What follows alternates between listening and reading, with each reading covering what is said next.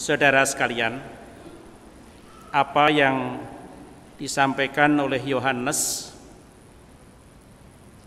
itu adalah catatan-catatan penting dari Yesus guru kita sebelum dia menderita sengsara. Di dalam teks ini dia menguatkan semua para muridnya. Jangan kamu takut apabila kamu menghadapi persoalan-persoalan di dalam hidupmu. Percayalah bahwa Tuhan Yesus Kristus akan menunjukkan jalan dan menuntun kamu untuk menapaki jalan yang harus ditempuh. Dan rupanya tidak perlu waktu lama. Apa yang disampaikan oleh Yesus kepada para muridnya itu memang dialami oleh gereja perdana. Persoalan penting yang dihadapi oleh gereja perdana, yaitu pada waktu pewartaan iman keluar dari wilayah Yerusalem, keluar dari wilayah Yahudi, dan kemudian berjumpa dengan budaya Romawi dan Yunani. Disitulah titik perkara pertama yang dihadapi, dan itu menyangkut perkara sunat.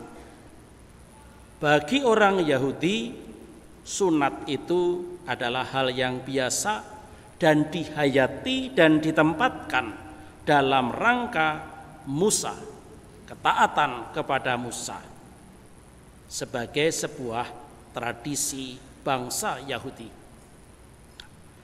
Pada waktu kekristenan mulai diterima oleh bangsa-bangsa bukan Yahudi, lalu pertanyaannya adalah, apakah sunat yang bagi orang Yahudi merupakan tradisi itu harus diikuti, menjadi sebuah kewajiban bagi orang-orang non-Yahudi? Tentu saja ini ada dua pendapat. Yang satu mengatakan harus, yang satu mengatakan tidak harus. Dan yang posisi tidak harus itu diwakili oleh Paulus dan Barnabas. Namun yang baik adalah bahwa di tengah perbedaan pendapat, perbedaan penafsiran mengenai sunat, mereka masih membuka hatinya untuk sebuah keputusan yang lebih definitif, dan itu diharapkan datang dari para rasul yang masih kebanyakan ada di Yerusalem. Itulah sebabnya mengapa Paulus, Barnabas, dan beberapa orang lain dari jemaat itu diutus untuk pergi ke Yerusalem. Yang pantas juga disyukuri adalah bahwa para rasul dan para penatua di Yerusalem tidak menganggap itu sebagai perkara yang sederhana ataupun kecil. Mereka dengan sigap, dengan cepat langsung membicarakan perkara itu bersama-sama. Jadi ada persoalan yang penting yang memiliki potensi untuk mengancam persatuan dan kesatuan gereja. Itu poin pertama. Yang kedua, perkara yang mengancam kesatuan dan persatuan gereja ini dibicarakan, dirembuk bersama. Masing-masing menyampaikan apa yang menjadi pikirannya, gagasannya, sisi baik maupun sisi buruknya.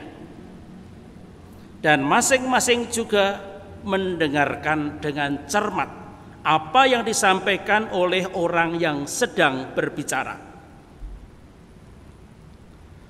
Proses rembuk bersama ini secara rohani sekarang ini disebut sebagai community discernment. Penegasan rohani dalam dan bersama komunitas. Di dalam rangka sejarah gereja, apa yang terjadi di Yerusalem dengan tema pokok sunat ini kemudian hari disebut sebagai konsili. Saya tidak ingat sudah berapa ratus konsili sejak konsili pertama Yerusalem ini sampai yang terakhir konsili Vatikan yang kedua. Dan konsili Vatikan kedua kita tahu itu baru dilaksanakan katakanlah abad ke-20, tahun 63 sampai tahun 65. Dan itu berarti sudah lewat lebih dari 50 tahun di tahun ini. Saudara-saudara,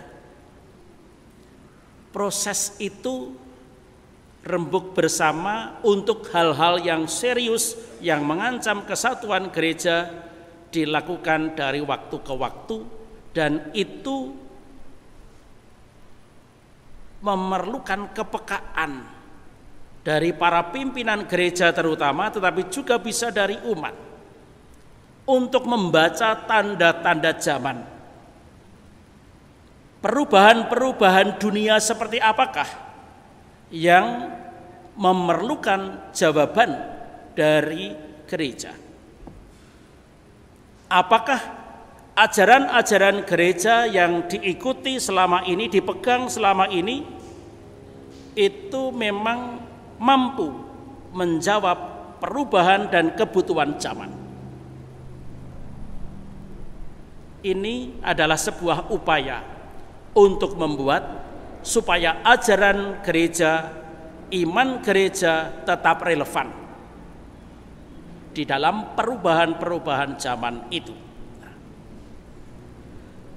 Apa yang terjadi di dalam konsili di Yerusalem itu? Pertama, tadi saya sudah katakan, mereka menyampaikan pendapat masing-masing. Siapapun yang hadir menyampaikan pendapat dan yang lain-lain mendengarkan. Setelah itu masuk ke dalam suasana hening. Masing-masing mengendapkan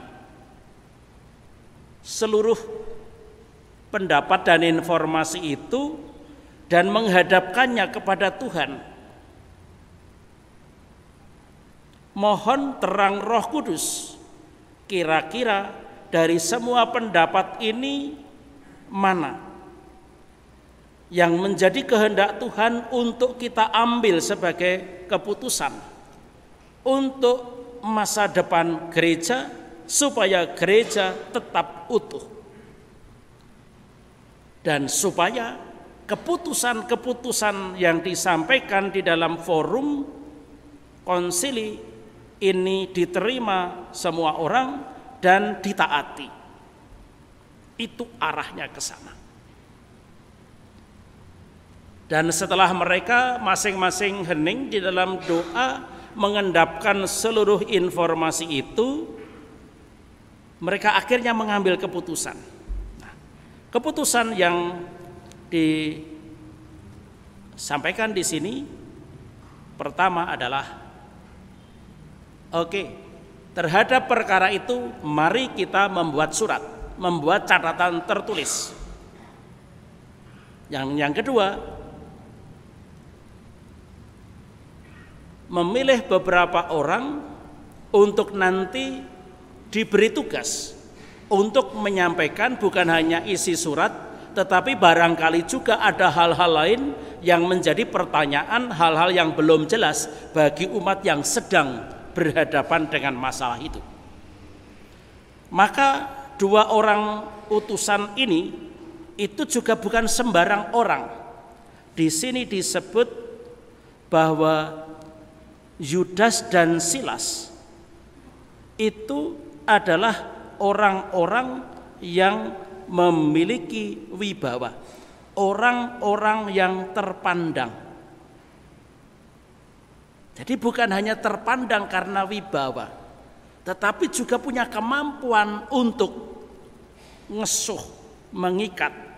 Jangan sampai gejolak itu kemudian mengancam kesatuan. Dan itulah yang terjadi. Isi pokok dari surat itu apa? Yang pertama adalah keputusan Roh Kudus dan keputusan kami, supaya kepada kamu jangan ditanggungkan lebih banyak beban daripada yang perlu. Keputusan itu jangan membebani. Keputusan itu harus melegakan, harus dapat diterima segala pihak. Itu pedoman pertama. Dan yang kedua, yang perlu dilakukan oleh semua adalah hal-hal yang utama, hal-hal yang pokok. Dan di sini hanya disebut 3 poin yang pokok. Tadi disebutkan, kamu harus menjauhkan diri dari makanan yang dipersembahkan kepada berhala. Ini berarti karena mereka itu ada di tengah bangsa-bangsa lain, katakanlah kafir, bukan sekedar Kristen non-Yahudi, tetapi katakanlah bangsa-bangsa kafir, maka mereka bisa terjadi tergoda. Iman mereka akan Yesus Kristus barangkali terancam, dan mungkin akan ada beberapa kompromi. Untuk salah satunya adalah makan persembahan berhala. Di sini dikatakan, yang penting kamu sebagai pengikut Yesus Kristus yang baru tidak mendekati itu. Itu satu. Di dalam rangka hubungan dengan Tuhan, mereka supaya ketat mengikuti tata cara Kristen. Itu yang pertama. Yang kedua, di dalam kehidupan sehari-hari, janganlah kamu makan dari darah dan dari daging binatang yang mati dicekik. Ini artinya tentang haram dan halalnya makanan. Pada waktu itu tentu saja masih kuat, masih berlaku. Mana yang halal, mana yang haram. Dan yang ketiga, kamu menjauhkan diri dari pergaulan. Itu artinya di dalam rangka hidup sosial, kalau jemaat Kristen mentaati 3 hal itu, tidak ada gandeng ceneng ataupun komunikasi ataupun kompromi terhadap keyakinan kafir, hidup sehari-hari dalam hal makan minum itu tertib, dan hidup moralnya itu baik, menjauhi diri dari percabulan. Itu dikatakan di sini, jikalau kamu memelihara diri dari hal-hal itu, kamu berbuat baik. Artinya menjadi Kristen itu menjadi orang baik. Nah, bagaimana caranya? Ya berpedoman pada 3 hal itu. Nah, saudara-saudara, hal ini dicatat di dalam Kisah Para Rasul, itu untuk menjadi pedoman kita semua. Pedoman untuk menjaga kesatuan. Satu, pedoman untuk menjaga kesatuan gereja. Kedua, pedoman untuk menyampaikan ajaran yang benar, yang harus diikuti, yang menjadi referensi bagi siapapun, sehingga orang tidak ragu-ragu lagi, inilah yang benar, yang diajarkan oleh gereja. Dan yang ketiga, bagaimana seluruh gereja mentaati ajaran para rasul itu. Sampai hari ini 2000 tahun Gereja Katolik tetap ada di dalam langkah itu. Pola penyelesaian perkara berulang dari konsili 1 ke konsili yang lain hingga terakhir konsili Vatikan kedua. Sudah 50 tahun kita hidup di dalam Konsili Vatikan kedua dengan segala macam pembaharuannya. Sampai hari ini belum ada satupun orang, siapapun dia, yang mengatakan sekaranglah saatnya gereja diperbaharui dengan konsili. Belum. Kita tahu sebelum Konsili Vatikan kedua tahun 63 sampai 65 ada Konsili Vatikan yang pertama. Konsili Vatikan pertama diadakan tahun 1917.